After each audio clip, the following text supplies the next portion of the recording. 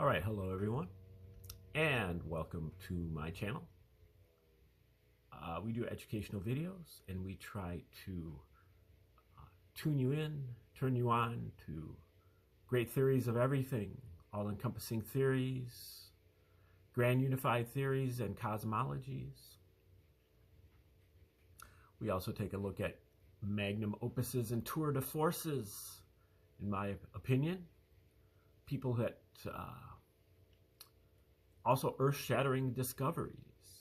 People who spent their whole life, or a big chunk of their life, working on something, never got recognized, never got paid, but just did it because of their quest for truth. And they may not have completely finished the job, but they did a really good job. I usually say they hit a home run, but in some cases I think maybe they scored a touchdown, but they didn't kick the extra point, you know, or they got you to the 1 yard line, but they didn't get the touchdown. You know, I don't think anybody's, you know, really scored a touchdown and kicked the extra point, but they've gotten you knocking at the door. And you've got to just stand on their shoulders, and you might be able to really benefit from where they're coming from. So we're trying to present these things in ways that'll make it accessible for you. A lot of times I just read the documents and intersperse a few comments to try to serve as your guide, and you know, just because I know that a lot of this stuff is very difficult and daunting. And I do feel like it will really help people with their paradigm shifting, their awakening to 5D consciousness, their formation of a holistic worldview, and their quest for better spiritual, mental, and physical health. I think it helped me in all those areas. You know, the topics of discussion here on these videos. And this is video 243 on what we call the Reciprocal Church, named after Dewey B. Larson's Reciprocal System of Theory, which is a fantastic theory of everything that I've done about 585 videos on, that are also on this channel.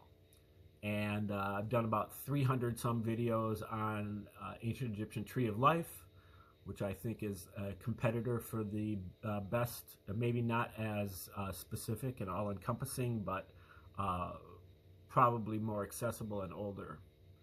Some of the stuff is ancient, some of it is modern, but we're trying to do the Reciprocal Church to amass as many spiritual resources as we can get our hands on, that are things that you can believe in, things that you can hang your hat on, things that you can build your life around. In a syncretic manner, you know, a little bit of this and a little bit of that and a little bit of this and a little bit of that. You know, if it works for you, put it in your toolbox. If it doesn't work for you, you know, push it aside. And so we are doing this because we feel that the alternative, which is generally the Western religions, are moribund. They are about to collapse. Because of the weight of the evidence. They don't stand up to the test of evidence. Particularly true in the case of the New Testament. If you know of any evidence for the existence of Jesus, please let me know, because I can't find any. I can find some, you know, evidence in the Bible, but other than that, there isn't any. There are some comments made by people like Josephus and Tacitus and Suetonius and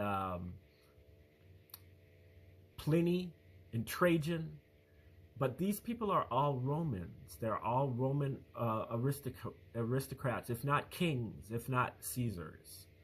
And those are the people who wrote the Gospels. It was the Romans. And then you're like, of course it was the Romans. The Romans were the only people in the first century that were writing anything. anything else that was written would have been censored by the Romans. And they pretty much had a monopoly not only on publishing, but on the writing. Only 2% of the people or 5% of the people or less were literate. Not to mention, fishermen and, other people that were Jesus's, people that he was hanging around with. They wouldn't have really been able to write, much less to write in Greek. They certainly wouldn't have been able to write in Greek because Greek was a language of the Jewish aristocracy, not the commoners. They would have been speaking in Aramaic. And so when you are reading the New Testament, you are reading a translation of what Jesus said in Aramaic. You're reading it in Greek to start with, and then it got translated into Latin, and then it got translated into English at best. But that's not even the problem with it. The problem is that it was written at a time when nobody was writing anything except for the Romans. And they had the motive, the means, the opportunity, and the method. They created a number of other religions, including rabbinical Judaism, including the cult of Titus, the cult of Vespasian, the cult of Caesar, Julius Caesar, and Augustus Caesar, and Emperor Claudius. They all formed religions.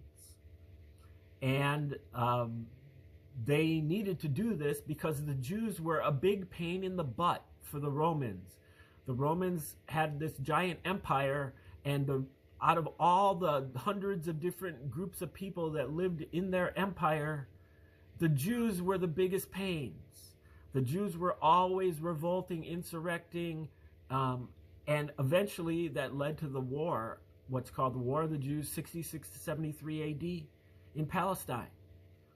And the Romans were beaten up by that war. They won the war, but not after a lot of casualties, including injuries to both the main generals, Vespasian and Titus, and also Arius Piso, who may have lost his leg there. These are the people that wrote the Gospels, and they wrote it to mellow out the Jews, to kind of get the Jews moving off their monotheism, their high,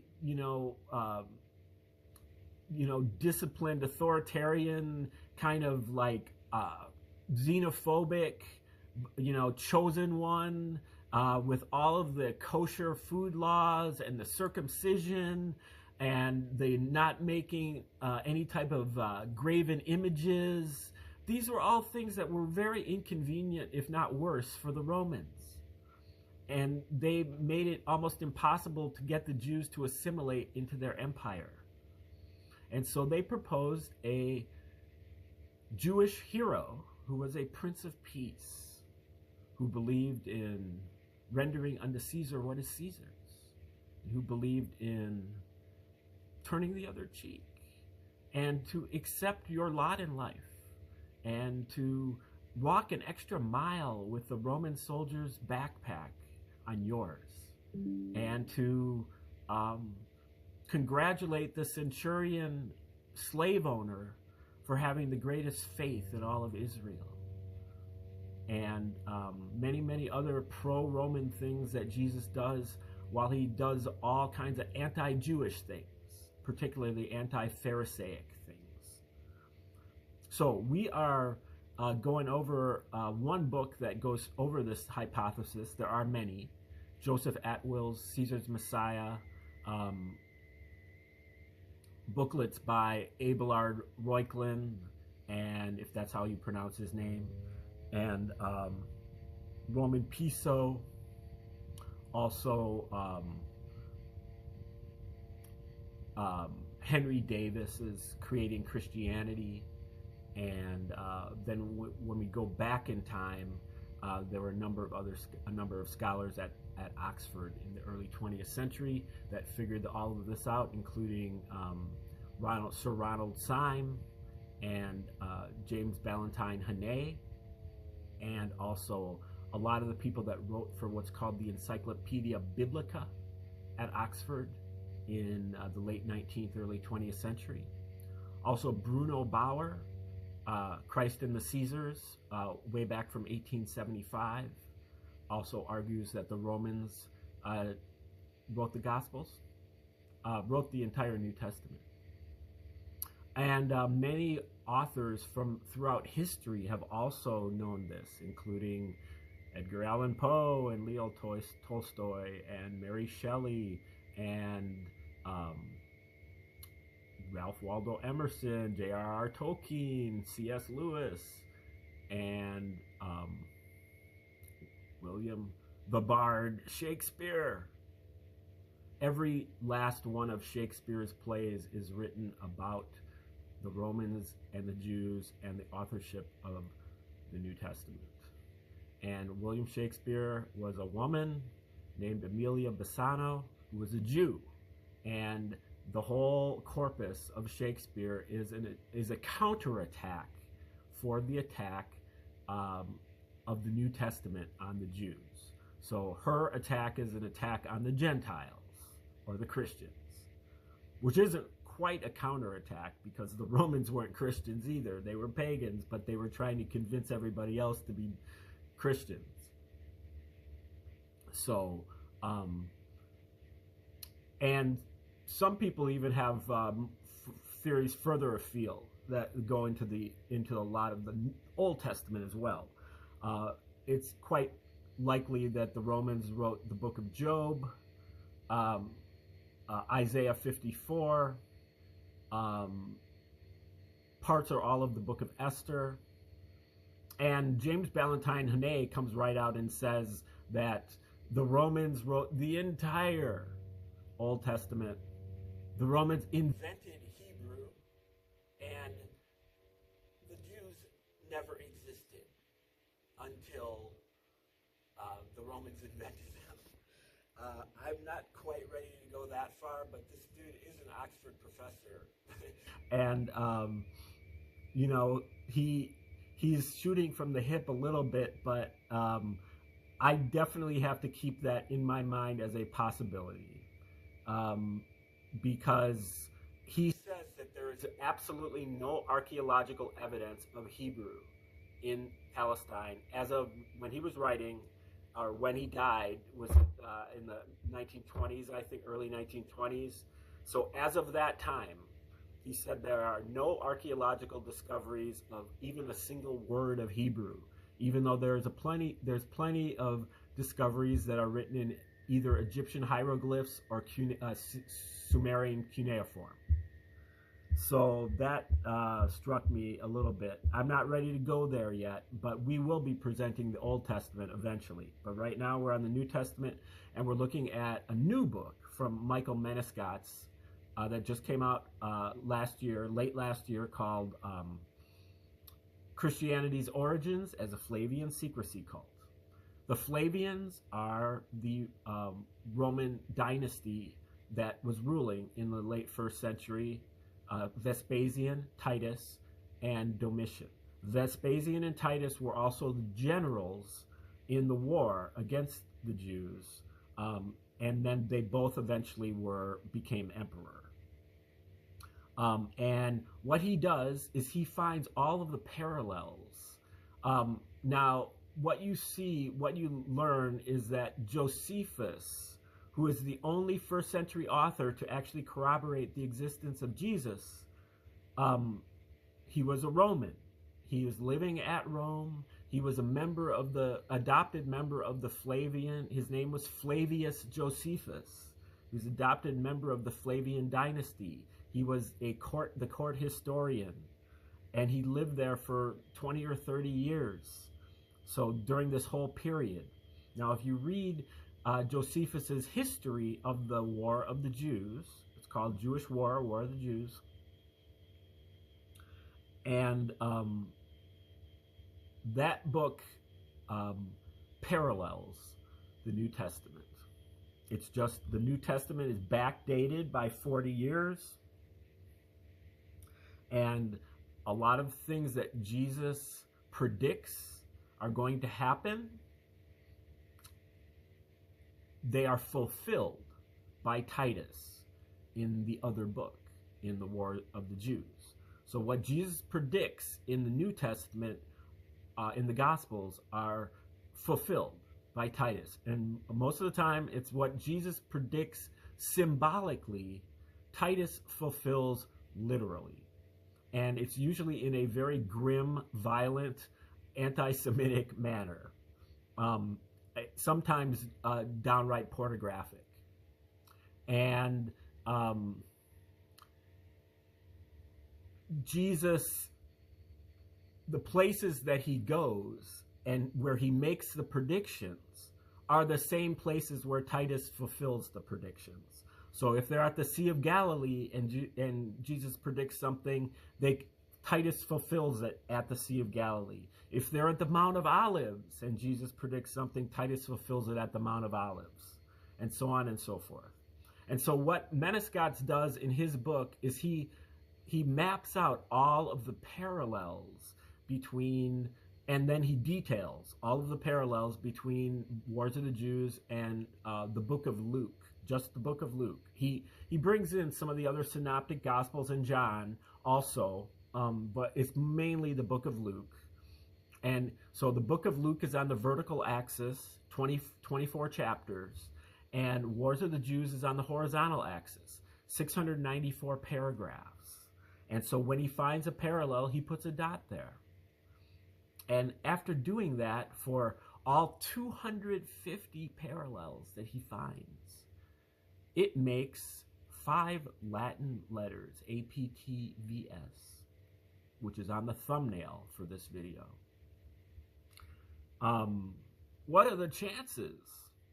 Well, it could be rigged up, and so he's going to go over every single example to show you that it's not. And so we've been going over these one at a time, and we're about to step into a couple new ones right now.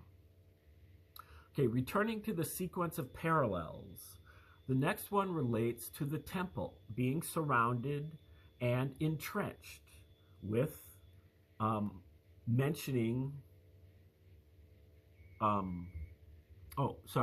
with men being cast out from it. The type is just really faint for some reason. I have to take a picture of the pages and then put it onto my computer, and it's an adventure every time. This time the adventure is that the type is very faint. It's like, I don't know if it wasn't well lit or something. But anyway, okay, so Jewish War, paragraph 586. That is book 5, chapter 12, paragraphs 1 and 2. Titus built a wall encompassing Jerusalem in just 3 days. And then skip a paragraph. The Jews tried to kill him, but couldn't. And the number of corpses forced them to just cast them out from the walls of the temple. Okay, this is a short little section there. Now we go to the book of Luke, chapter 19, verse 37. For the days shall come that your enemies will cast a trench about you and encompass you around. And they will not leave one stone upon another. And the chief of the Jewish people sought to destroy him, but couldn't. And he went into the temple and began to cast out them from the temple that sold and bought there.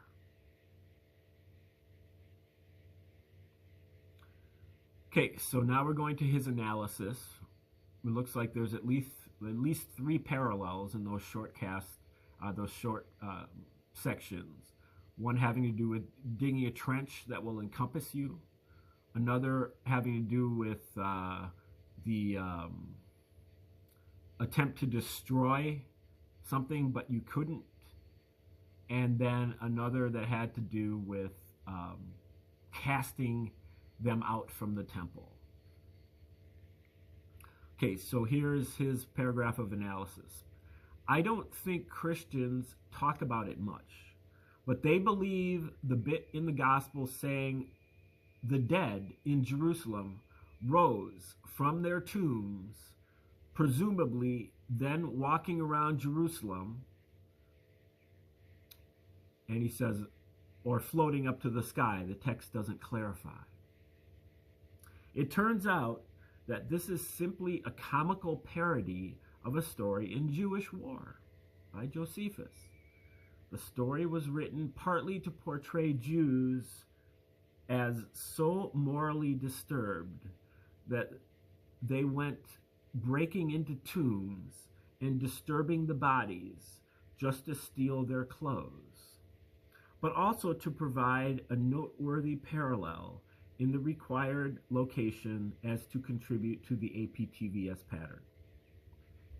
So he's saying that this is basically a minor parallel, but it is a parallel, no doubt. There's 3 separate items that are relatively specific, enough so that you can say it's not a coincidence. I mean, not conclusively. I mean, it's not something that you're like, oh, this is obvious. But if you read those 2 passages side by side, you'd be like, it's definitely suspicious. You know, it's definitely beyond suspicious, where you're like, what's that about? You know, not a smoking gun, but a parallel. But, you know, they had to fill out this APTVS pattern. And so some of them are just going to be like filler. And so that one is, while a definite parallel, it's, you know, kind of filler. Okay, now let's go to the next one. The next one is Jewish War 588, Book 5, Chapter 12, Paragraph 3. And that's pretty much the same place that we were at in Jewish War for the last paragraph, the last example. The robbers in Jerusalem broke into houses which were just graves for the dead, and plundered the dead bodies,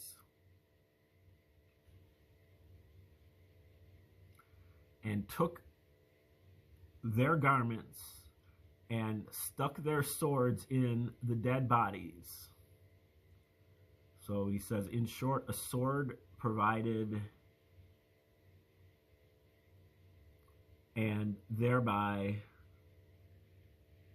a garment obtained. And he also says Jerusalem's tombs broken open and the dead disturbed. Okay, now we move to the book of Luke, chapter 23, verse 46.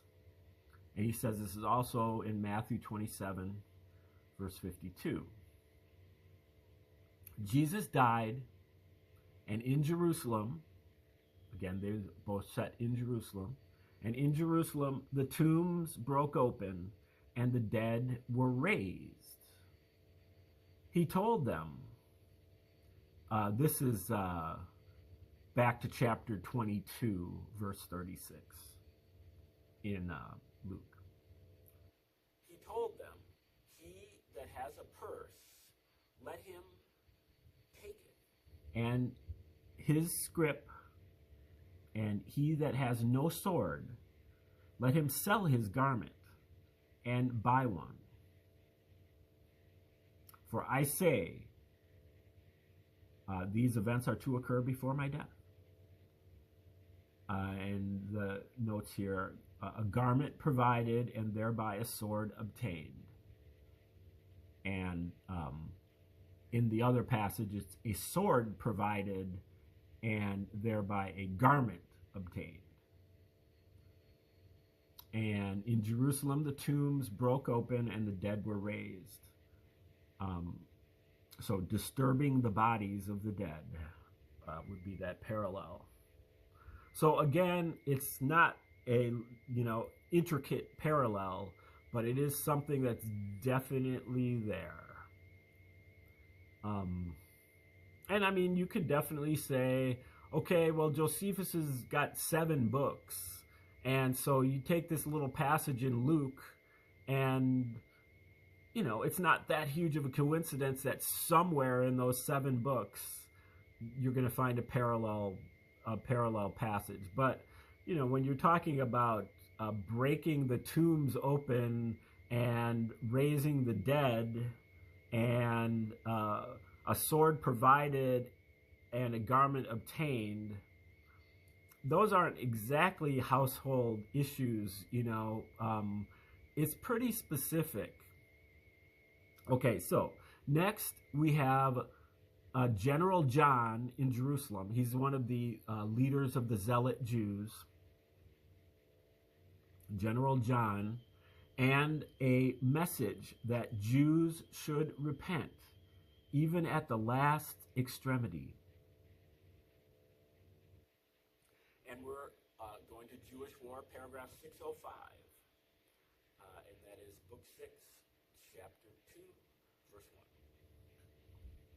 Titus attacked Jerusalem and its holy temple during Passover to take the holy city from the Jews. The Romans shout to the Jewish leader, telling John that it is never dishonorable to repent. Indeed, even at the last extremity.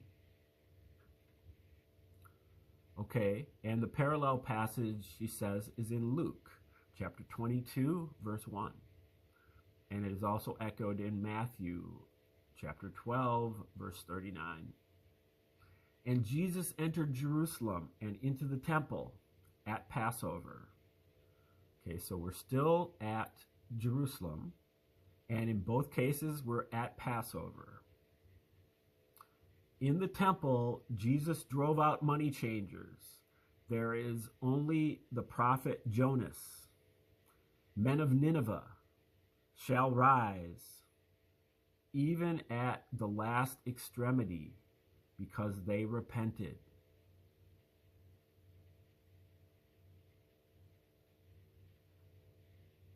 And that's, so there's a number of parallels there. Obviously, Jesus entered the temple at Passover. Titus enters the temple at Passover. But then there is John in one case and Jonas in the other case. And John, telling John that it is never dishonorable to repent, indeed, even at the last extremity. And in the Bible, it says, in the book of Luke, it says, men of Nineveh shall rise even at the last extremity, because they repented. So the last extremity and repenting. Again, very short parallel and probably filler, to put a dot there, but definitely a parallel, 4 different things there that are matching. Jerusalem, Passover, entering the temple, repenting, and the last extremity, and John or Jonas. Okay, the next parallel is interesting, partly because it shows how consistently the Jewish leaders are denigrated as robbers, thieves and robbers. Okay, Jewish War, paragraph 622, book 6, chapter 4, paragraph 3. The so-called robbers would hide in caverns under the city at Jotapata. Jewish War effectively equates the city as a den of robbers. Okay, the so-called robbers would hide in caves under the city of Jotapata, so a den of robbers.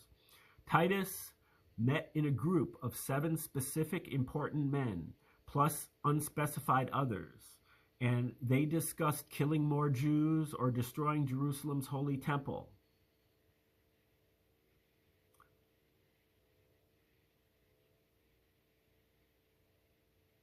And he mentions that in the Old Testament, in several locations, the Holy Temple is referred to as a harlot and the Lord's bride. Okay, However, Titus favored the living, preferring to destroy the inanimate building. And they asked no more questions. Okay, that's paired up with Luke chapter 20, verse 33. Jesus said, you have made, he says, of the city's temple. He's referring to the city's temple. You have made it a den of robbers. The Sadducees, who deny any resurrection, told the story of 7 brethren who each took the same wife, and all of them died, asking whose wife she would be in heaven. The assumption being that this rather arguably adulterous bride would also die.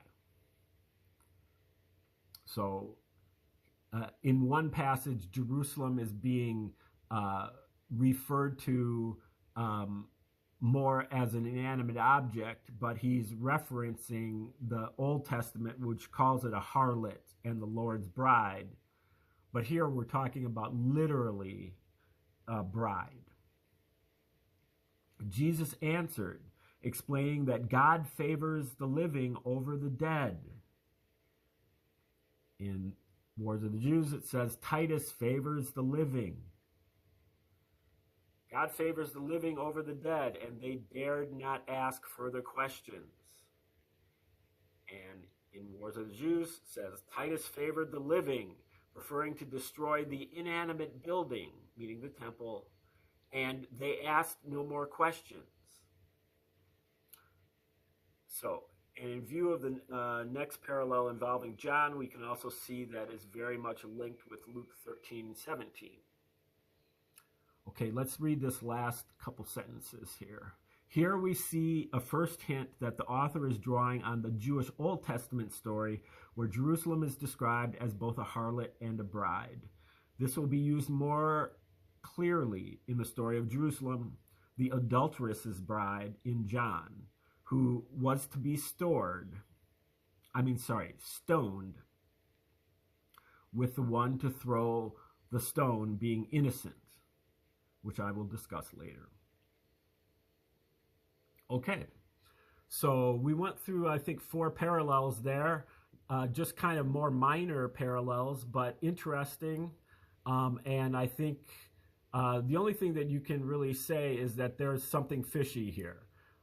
You can say Josephus wrote later, but he didn't write later. They were written at the same time. One's backdated. So we have to work all that out. Thanks for tuning in.